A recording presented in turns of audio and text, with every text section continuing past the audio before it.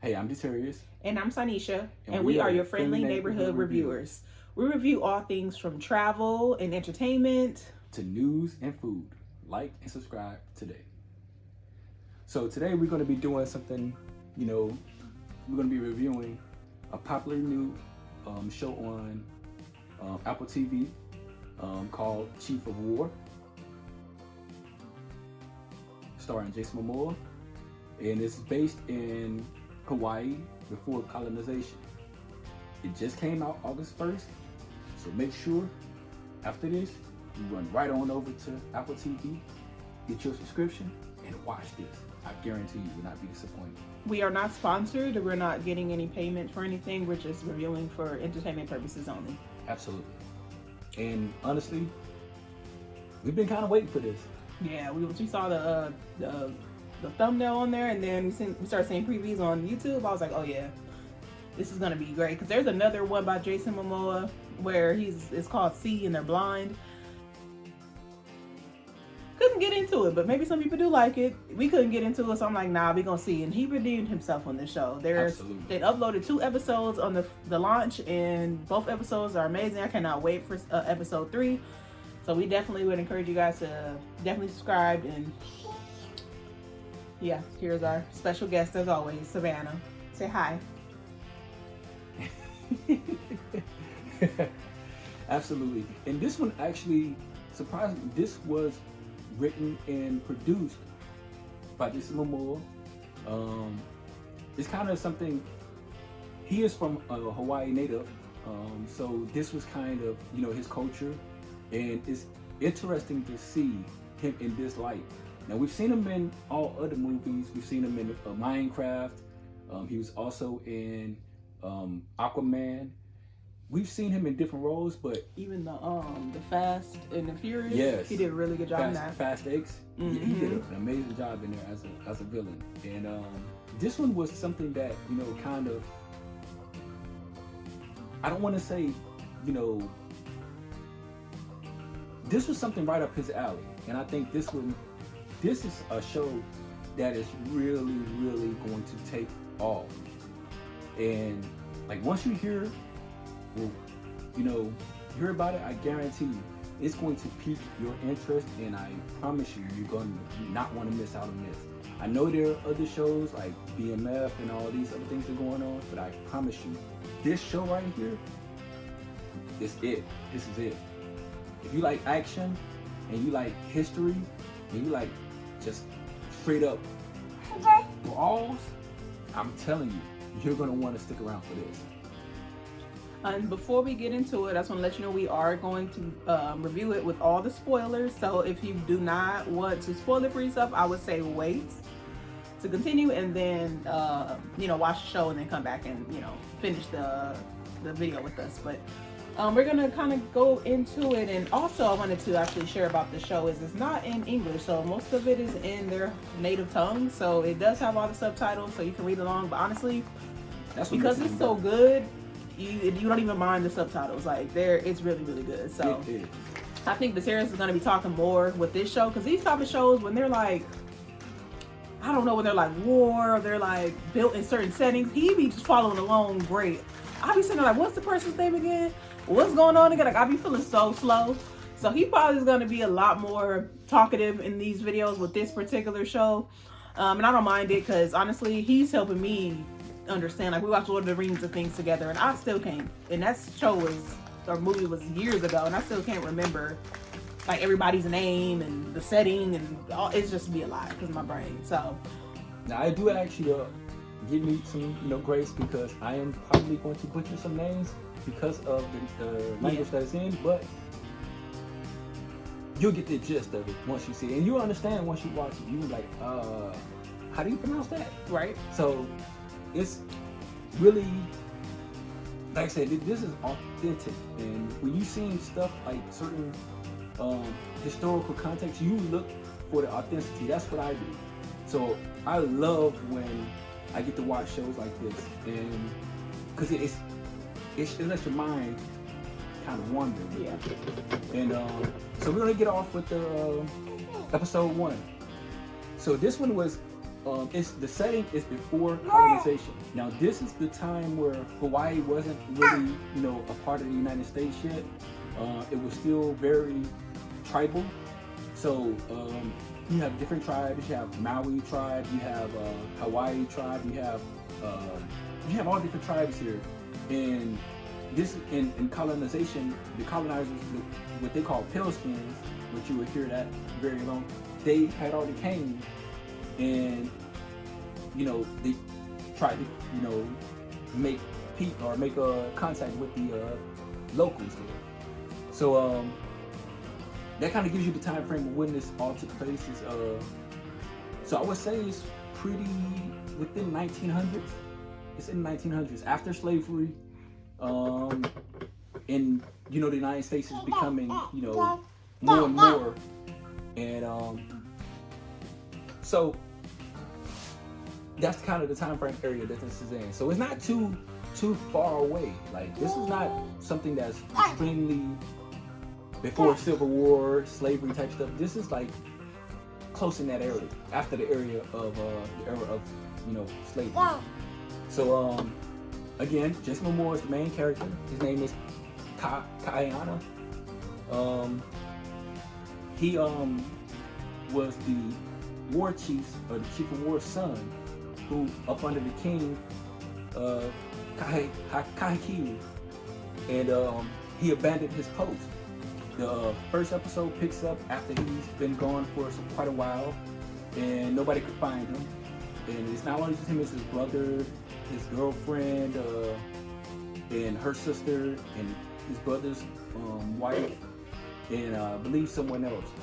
I know it's his brothers that he's with, and they kind of ran away, and he abandoned his title. We learned that his father had died in a war, and so he didn't want to leave.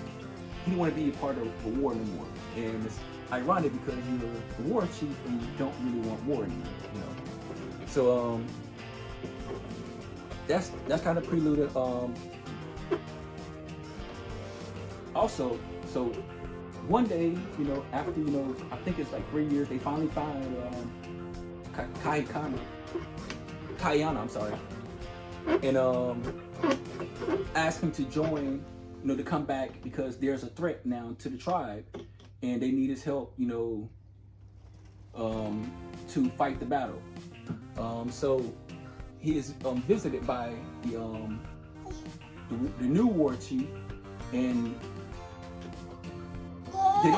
they let him know. He's immediately met with aggression, and they tell him, hey, look, the only reason you're alive, I'm not killing you right now, is because the king wants you. But he let him know immediately, like that, hey, that I don't like you, and if any time you give any chance he gets that you decide that you want to not be a part of this, I will hunt you down, and when I find you, I'm gonna kill you. Because abandoning your post, even when I was in the military, that's a big no-no. If you go AWOL, there are serious consequences, and a lot of times that's death, because that's treason. And him being the war chief now, because his father was the war chief, that's a high penalty. You got to make an example out of that person. So once he arrived, everybody knew who he was, and immediately he was challenged by Nui. He's a fearsome warrior. He has never been defeated, and his main weapon of choice is the spear. And you can tell he is deadly accurate with that spear. You see him training with other warriors, and they're running, trying to get close to him, and he's taking that spear and he is knocking the breath out of them. Like he is knocking the wind from beneath their wings. Like dude is on a whole nother level when it comes with that spear, and he has never been defeated. So you have the former war chief, who is really, he's the best fighter. There's a reason why he's the war chief. So he got challenged, and at first he was he was letting it go, he was letting it slide by, but then it got close to his head, So he accepted the challenge immediately. Like, okay, I gave you the first 3 times, I let it slide, but I can't let this one slide. And I know we've all been there before, where you try to, you know, you come in peace, but now you got to be ready for war because you didn't cross the line. And New Eye crossed the line at that point.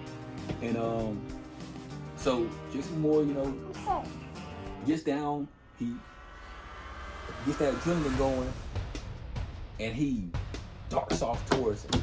And New Eye is throwing him spears. Like, where other guys was getting knocked out, he was deflecting it. He even caught the spear. Like, he was going, it was intense. And he beat him. He beat the snot out of him. The craziest ending to the fight was him just like breaking his arm and then like jamming some type of dagger into his skin. I was like, that was just like let me just show you what I can really do. Like, I ain't gonna kill you, I'm gonna just hurt you a little bit. Like, it wasn't even for real. It was showing strength. And I'm pretty sure they already warned him, and they knew how, you know, Kiana. Everybody knew his fighting style. Everybody knew the strength he had and everything else. So I don't even know why he challenged him, but he got what was coming to him. This Let is him a know who classic was case who. of F around And find out. And he found out. He found out very quickly. That scene was like, once you got into that part, you like, oh, you up. You said, okay, I'm ready for what's next. Because that was dope. That fight was dope. And it wasn't even like 10 minutes in, and you got this interaction, and the king comes down, you know, and he kind of, you know, he welcomes him, which made everybody, you know, all right, look, I'm not trying to, you know, I'm trying to keep peace because we need him. Like, clearly, we need him. This is why we need him. Yeah, exactly. So he breaks it down. What's going on? He tells them that there's an alliance threatening to take over, and their army is twice the size of theirs. And in this alliance, there's allegedly three war chiefs that are trying to fulfill the prophecy. Now, they didn't really kind of divulge into the prophecy right then and there, but it kind of set the scene for what's to come. It was, in this case, it was foreshadowing what is supposed to happen. And there are in cultures where, even in a black community, we have certain cultural beliefs where, especially people in the tribal areas, era where we believe, oh, there's going to be a unification of the people, and this is kind of in one king. If you've watched Lord of the Rings, it's like the one ring to rule them all type. That's what this setting is for. It's the one king who's supposed to kind of unite all the banners, basically. And the war chief, and the king Kahekili is, you know, is nervous because he don't think that he can't face them alone, so he needs that extra help. And with Kayana, he has that help. So if the whole tribe is like, they're on edge because they don't want to do one false move, and you kind of can mess up this entire alliance. So when the king, he embraces Kayana and forgives him for abandoning his post, everybody kind of step back and is like, okay, well, as long as he ceases honoring, and the king is not, you know, feeling no threat, we'll respect the king's wishes. But nobody really trusted him. So Kayana at first is like, you know, I need time to think about this because I don't want to. Again, he stood on his principle. I don't want to lead my family into another senseless war. He don't want to kill his own kind. He's at a place where he's trying to find peace, and he wants to start a family. He wants to, you know. It's a tough predicament when all you've been knowing is fight, and now you don't. At some point, you get tired of fighting, and he was at that point. He done lost everything. He done lost his father. They didn't really get to grieve, so he never got to find his father. He never got to find the killers. Like, he was hurt. And the King Kaikili understood that from what they showed in this episode. He understood that, and he wanted to kind of gain his trust. So Kayana and his tribe, they went back home. They talked it out. The brothers, the first conflict within his own tribe, the brothers was like, well, if this is going to happen, we want to go fight. However, Kayana did not want to fight. He made it very clear that I don't want to be a part of this. And it kind of had them in a place where, all right, I love you as my brother, but I can't follow you and be a coward, because we already looked at us like cowards.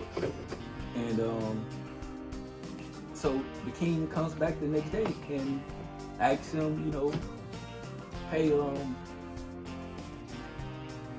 I know you haven't settled on what you want to do, so let me explain to you what's going on. So this is the first time that they break down the plan, and he tells him that there's an alliance has been between Oahu with King Hahana, and has formed an alliance with Maui after time. And there's in the not the prophecies, but the high priest. And the high priest is very dangerous, according to King Kahakili. But King Hahana was considered, he was young, he was very young, and he was basically looked at as like kind of a coward king, like he will follow whoever has the strength. So Kayana was like, okay, well, maybe we could talk to him, but King Kaikili was not, he's dealing out of a place of strength. So he reminds Kaikini of the prophecy that, one king will rule, and under that, all of the nations, all the tribes will fall in line, and they will follow the one king that was promised to them to rule them into and make them a nation. And tensions run high again, because he's nervous. He don't know if he could trust King Kaikili, because the last war that was in, it was based off of his arrogance, and he was greedy. I think the reason why they did reconnect too, though, is because the king did mention that. Like, I know the last time it didn't work out was because of my pride and my arrogance, and he basically made it, just was like, I've changed, and I want to do better for our, alignment, and for our culture, what would you call their tribe. Yes. So that's basically part of the reason why Kayana was just like, all right, maybe he turned over a new leaf, so right. He's a little more optimistic about it. Like, all right, And then I think with his dad, he. Yes, and he gifted the bones and something like that, right? Well, yeah. So yes, he did. He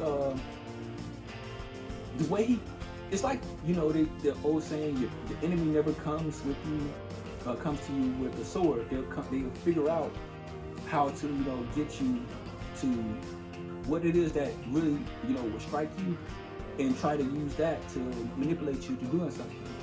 And he knew the one thing that would move Kayana is making peace. So he took him to a burial site, and he had the bones of the tribe that killed his father. And they later mourned their father. They sat at a campfire. Kayana and his brothers, they sat there. They cried. They grieved, and it really moved Kayana to actually, maybe there is a change here. Kind of basically had a funeral. He probably didn't even get to have a funeral for his father, so for real, they gave him that opportunity to do that. And it's kind of like you on Black Panther, where on the second one where they actually sat down and folded the clothes and burned them, and that's what he finally got. He got that closure, and that right there got him to agree to join the fight. Because other than that, he was not interested in joining anything. And but he still has some type of reservation because he wasn't fully sold, but he was at least not in a position of where, okay, I'm extremely standoffish. And so he gets a visit from Ta'alua, the seer, and she reveals to him what the gods had revealed to her. And she was very vague with it, and she didn't. She spoke in riddles, to which, Kayana was really like, I don't really know what you mean, but okay, And the last thing she told him to do was take his father's hand, and I wouldn't understand that either. Like, my father is dead. For real. I'm not finna go take his corpse and go get his, like, so I didn't even understand it. Watching it too, like, okay, take his father's hand, like, okay, I don't know what that means. And honestly, that reminds me just in general in life, like, that reminds me of more like prophetic, even in like the Christian community, where you kind of get, like, for me, I know personally, I just get these vague, things you just don't know what it even means until you get there, and you realize, oh, like we kind of overthink it and feel like we gotta make decisions and do it according to it, and usually falls into place, and that's kind of what happens with him too. It kind of brought to him what that even meant. I think probably like 10 minutes after that, or maybe right after that. And this is another foreshadow. Yeah. Because she kind of foreshadowed that, the one who was promised, I can give you that, is once they accept the role, they will be, they're the one who they're going to unite all the people. And it was at that moment where, Kayana realized, okay, all right, I'm ready for this, and I'm gonna go all in. And then he is gifted the hand, his father's hand. Really dope. Now, I'm not gonna tell you what his father's hand is. Yeah, you gotta watch it. You got to watch that to see what his father's hand is, to understand. Like, but she told him it's gonna be dark. And there's times where, and I know in my personal life where there's been, things I didn't want to fully accept because I didn't understand. And then when I finally, got more clarification on it, it still was kind of like vague, but I knew there was going to be some challenges ahead. Yeah. And I just have to accept it because there is no other way around it. So Kayana, accepted the King Kaikili's invite, and he helped him devise a plan to attack King Ha'ana first to force him to surrender, making the other armies weaker. While and how he was going to do that was he was going to attack Oanu, and the rest of the army with the King Kaikili was supposed to go to Waikiki, and they were not supposed to attack. They were just supposed to wait there until Kayana had got done and met back up with them. They was going to try to minimize, the death, because they didn't want to kill everybody. They just wanted to make them weak and surrender. Because if the high priest sees that, okay, he lost an ally, now he might reconsider and back off. Kayana and them, they do what they have to do, but the king doesn't. He changes his mind somewhere down the line. He changed his mind. Kayana, once they realized that, after they stormed the beach, they realized something was wrong. And then he saw the seer again. He saw Ta'alua. And this time she didn't look the same. She looked like she was... Eyes was completely black, like just... But sad, to be honest, or enraged or angry and sad at the same time. But she realized she didn't know the full prophecy or the full vision of what the gods had given her, because they given it to her in bits and pieces. But she was definitely hurt by what was going on. And then they showed the king, Kaikili, is approaching, and they attack the temple, which nobody attacks the temple ever. But before he even gets to the temple, he murders a young kid ruthlessly. And the boy wasn't even like, usually sometimes in war, kids will fight you or they'll lure you in, and then get somebody else to come try to kill you. But the boy was not doing that. He was running from him and he was charging towards him. And that kind of took us both for a loop. I'm like, wait, what's going on here now? Like, what? And then they made a statement like these people weren't even they weren't warriors. They were farmers. So they looking around like, why are we even attacking them at this point? And then once they so Kayana rushes towards the temple because they realize that something is not right here. Yeah. And once they get there, they see that the temple where they do all the burial and the burial sites, they have the refuge. It's called the Temple of Refuge. It's burning. Like that's in that part of the war that never happens. Yeah, because they even mentioned it like this is their place of worship. You don't want to just go in here and just start killing off people. Like they're not even trying to fight us. They're probably worshiping or focusing on prayer or whatever they were doing. And they, so they didn't even want to do it, but because of Kaikili, yeah, his orders are what they are. You have to follow the commands of your chief. And Prince Kupole, who is King Kaikili's son, he was like, whoa, yeah. What's going on here? Yeah. Like, you start to see that there's another conflict internally. Prince Kupole realizes that, hey, my father is gone overboard. We haven't, this wasn't a part of the plan. And so Kayana kind of realized at that point, okay, maybe I made a grave mistake. And so unfortunate. Sometimes that happens. You follow somebody who they engage interest, they gave you the trust, and you want to believe them that they changed, and then they show you who they really are. And so he's now back into that spot, and even his brothers was like, "What have you done?" Right. These people were innocent. Right. And then we have another prophecy come into play.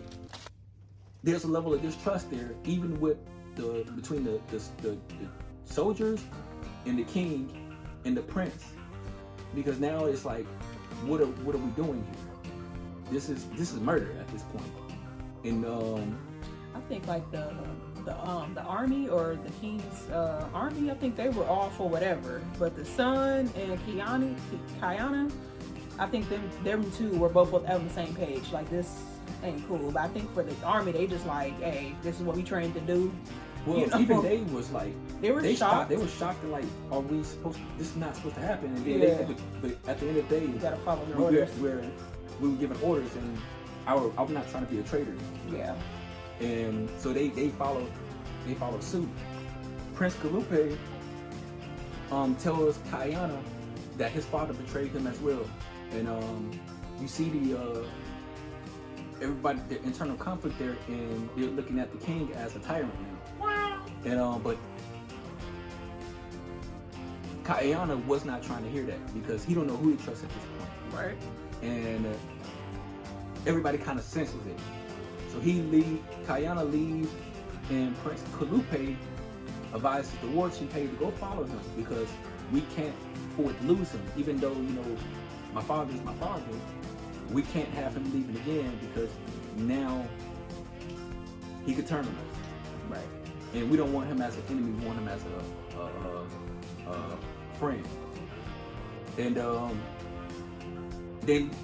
that's where the episode pretty much ends there. This part is usually kind of where we're just going to go into what our predictions we feel like maybe in the future. It could be the next episode or even just the next couple of episodes, like what really could possibly happen with the information we got from each episode. There's a part of me that believes that there's Prince Kalupe is more involved than what is being shown. However, I do believe he felt betrayed with his father, because there was things that he was told not to do. Like King Hahana was told was not to be killed. But that didn't happen. Right. And this was the original plan was to minimize the death, but yet they slaughtered the entire village. The king, under the king's orders, the troops slaughtered the entire tribe, left no one alive. And I believe one part of Prince Kalupe is afraid to speak out against his father, because he could, in the mindset that he was in, he could die too. Right. And it may not be just at his father's hand. It might be at the hands of the war chief under the command of his father. Like, there's a level of fear there that now he hasn't known this before. And he's kind of doing what he's told. But then there's another side of it, like, hey, if my father unites the tribe and becomes fulfills the prophecy, I'm next in line. Mm-hmm. Yeah. So there's an internal conflict with him. Is when my father goes, I'm going to rule the nation, and when I have seeds, it will continue down the lineage. So there's that part for him too. But I do think that he genuinely, I think he likes, and when I say like, I think he respects Kayana for being a man of his own worth.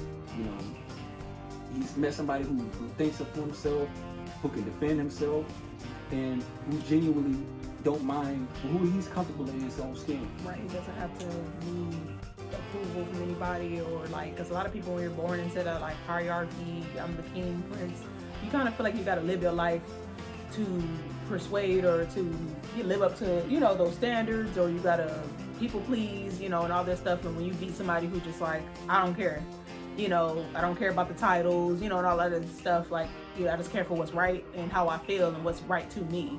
I think that's a great leader, to be honest. So I think for my prediction, I think that maybe Kayana possibly might kill the king at some point. That's just the only thing I can think of. Like, he's gonna get too crazy, because this, even with what happened on the first episode, just the way he killed that little boy to me was crazy. I was just like, out of all the people you could kill, you're gonna go after a young boy, a child, who running from you. And it just was crazy. So I'm just like, yeah, he's not. How he did King Hahana. That too, I just was about to say that. Like, and the crazy part is, the guy died like saying how much he looked up to Kayana. Like, why are y'all doing it? Or King Kaiku. Oh, I thought he was talking to Kayana when he said that. Oh, well, he said King. Yeah, and he was saying like, oh, okay, I didn't even know that. That makes it even worse. Because that's who trained him. That's who trained that him. Makes it even worse. Looked up to him like a father, like as he was his son, and he wanted to be just like him. That's what he said, and then he just slid his neck. Like that's crazy. And when you're dealing with somebody on a power trip like that, they're unstoppable. You gotta kill them. Like I just, they gotta go. He has no heart for anything, and sometimes those type of people make the best rulers, but they're authoritative, and to the point where it's unhealthy for everybody. If I'm willing to kill this guy who I've trained, who I took up under my wing, and for no reason. It's one thing if he betrayed him or did something to him that, you know, calls for that. I can understand, like, yeah, okay, you got to do what you got to do, but it's for power. It's just all for power. And when the King Kaikili revealed to Kayana, and really in front of everybody, that there was another prophecy told to him through his seer, it kind of made everybody look like So now you're withholding information. Right?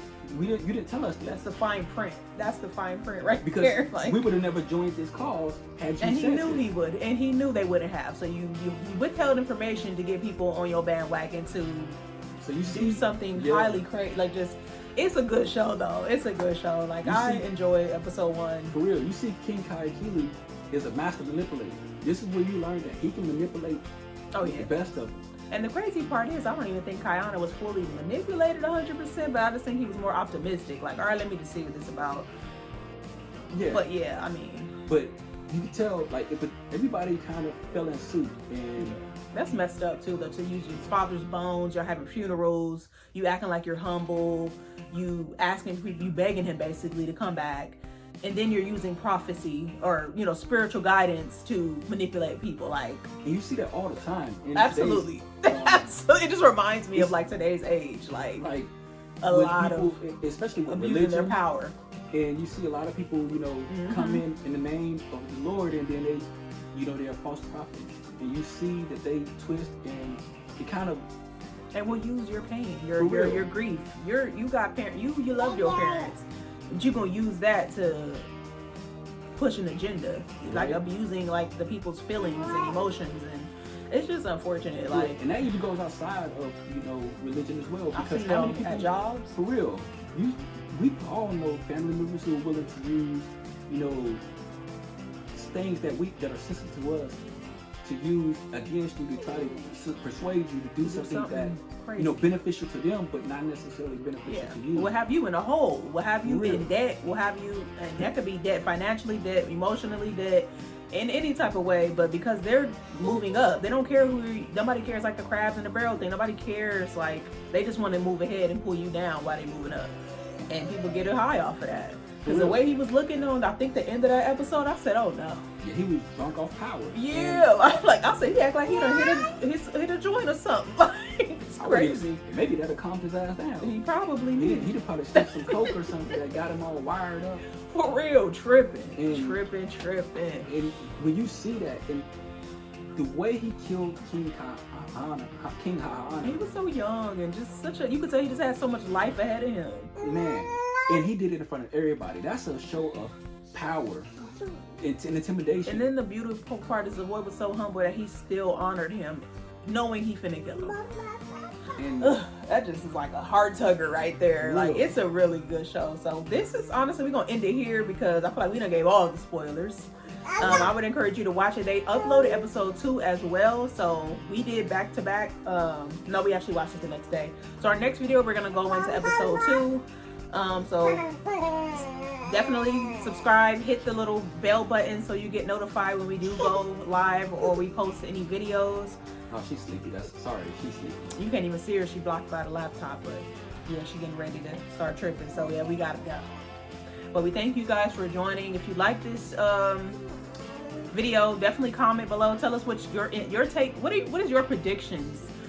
What are your predictions? Now, we give one prediction each, video about what we think is going to happen in the future. After watching it, tell us what you would predict or what do you think is going to happen. Oh yeah. So out of 5 cupids, we're going to give this a full 5 cupids. A full 5 cupids. So after you see this episode, after you see this air from us, go check it out. I highly recommend it. If you've already seen it, comment what you like about it. Just let us have a conversation, about the show. So we're gonna end it here, and we'll see you guys next on our next video. Say bye. Peace. Say bye bye. Look. Say bye bye. Say